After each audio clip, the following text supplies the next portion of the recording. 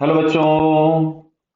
यहां लिखा है a particle with mass 1 kg having velocity 10 metre पर second along positive x direction at t is equals to 0. Clear?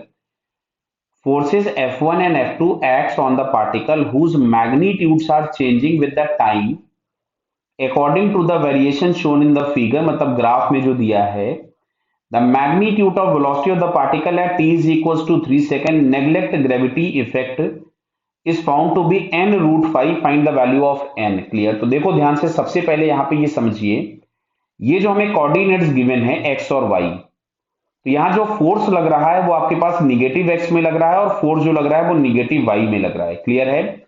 और इसके पास जो इनिशियल वेलोसिटी दी गई थी वो vx दी गई थी, मैं इसको यहाँ पे लिख देता हूं, it is 10 i cap, positive direction में दी गई थी। क्लियर है?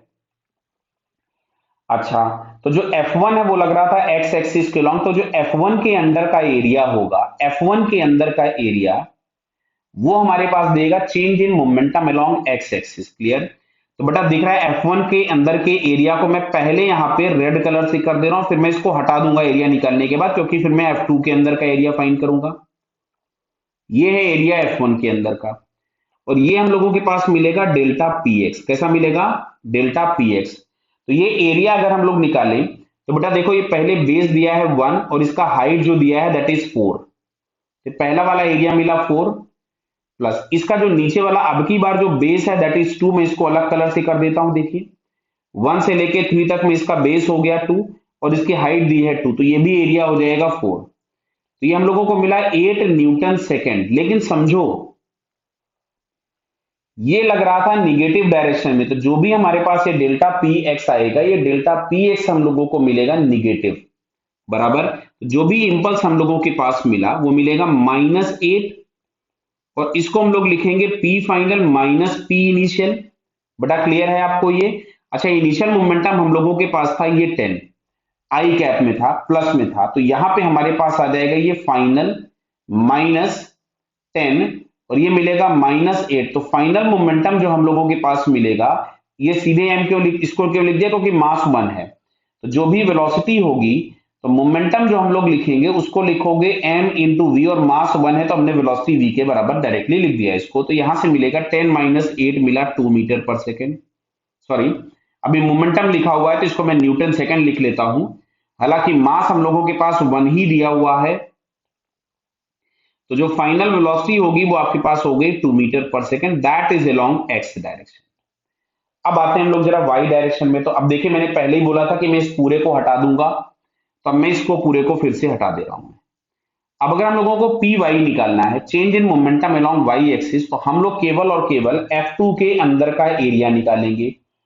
तो F2 के अंदर का एरिया अगर हम लोग देखेंगे तो ये वाला एरिया है प्लस ये वाला एरिया है। क्या समझ में आ रहा बेटा आपको ये? तो जो पहला वाला एरिया हम लोगों को यहां से मिल रहा है वो बेस इसका है 2 और हाइट है इसकी 1, तो ये एरिया हो गया 2।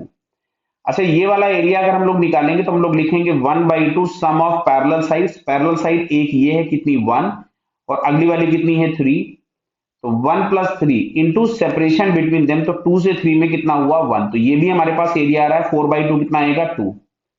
क्लियर? तो जो डेल्टा पी वाई हम लोगों के पास मिलेगा, इसको मैं लिख देता हूं -4, क्यों? ये भी लग रहा था निगेटिव डायरेक्शन में।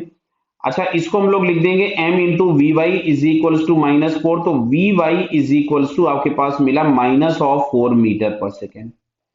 और आपसे क्वेश्चन पूछा गया था, देखिए ध्यान से, कि find the magnitude of velocity. तो मैग्नीट्यूड ऑफ वेलोसिटी का मतलब हम लोगों के पास क्या हुआ, हम लोग जो v लिखने वाले हैं, it is under root of V X square plus V Y square. तो वी एक्स का स्क्वायर मीन्स 2 का स्क्वायर करोगे तो मिलेगा 4, और -4 का स्क्वायर करोगे मिलेगा 16, तो ये आ गया √20, जिसको हम लोग लिख सकते थे 2√5। और आपसे क्वेश्चन में पूछा गया था कि इसकी वैल्यू हो जाती है n√5। देखिए यहाँ पे n√5, तो find the value of n। तो यहां से हम लोगों को शायद बेटा दिख रहा है, इसमें n इज इक्वल्स टू अपने को 2 मिल जाएगा। क्या बेटा क्लियर है? So n is equals to 2 is the answer. Okay, all the best.